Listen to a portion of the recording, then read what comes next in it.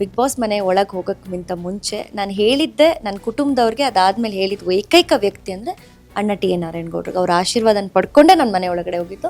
ಅವ್ರಿಗೊಂದು ಮಾತು ಹೇಳಿದ್ದೆ, ನಾನು ಬಿಗ್ ಬಾಸ್ ಮನೆ ಒಳಗಡೆ ಹೋಗ್ತೀನಿ, ಎಷ್ಟು ದಿನ ಇರ್ತೀನೋ ಗೊತ್ತಿಲ್ಲ, ಅಲ್ಲೇನಾದರೂ ಅಕಸ್ಮಾತು ಫ್ಯಾಮಿಲಿ ಬದಲು ಅಥವಾ ಯಾರೋ ಒಬ್ರು ನಮಗೆ ಬೇಕಾದವ್ರು ಬರಬೇಕು ಅಂದರೆ ನನ್ನ ಗುರುಗಳಾಗಿ ನೀವು ಬರ್ತೀರಾ ಮನೆ ಒಳಗಡೆ ಅಂತ ಕೇಳ್ಕೊಂಡು ಹೋಗಿರ್ತೀನಿ. ನಮ್ಮ ಮನೆ ಹೆಣ್ಮಗಳು ಹೋದರೆ ನಾನು ಬರದೇ ಇರ್ತೀನಿ, ಹೋಗು ಬರ್ತೀನಿ, ನಾನು ನೋಡ್ತೀನಿ ಹೆಂಗೆ ಚೆನ್ನಾಗಿ ಆಟ ಆಡು ಅಂತ ಆಶೀರ್ವಾದ ಮಾಡಿ ಕಳಿಸಿರ್ತಾರೆ.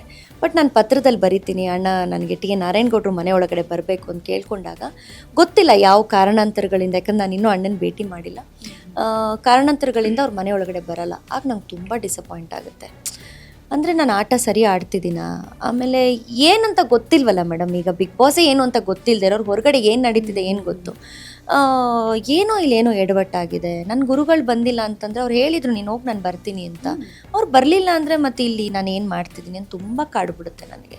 ನನ್ನ ತಮ್ಮ ಬರ್ತಾನೆ, ಆಮೇಲೆ ನನ್ನ ತಮ್ಮನ ಕೇಳ್ತೀನಿ ಯಾಕೆ ಬರೋದಿಲ್ಲ, ನಾನು ಹೊರಗಡೆ ಮಾತಾಡೋಣ ಬಿಡು ಅಂತಾನೆ. ಹಂಗಾರೆ ಇನ್ನೇನೋ ಆಗಿದೆಯಾ ಅಂತ ತುಂಬ ಮನ್ಸಿಗೆ ನೋವು ಮಾಡ್ಕೋತೀನಿ. ಬಟ್ ನನ್ನ ಗುರುಗಳನ್ನ ನಾನು ಬಿಗ್ ಬಾಸ್ ಮನೆ ಒಳಗಡೆ ನೋಡಲಿಲ್ಲ.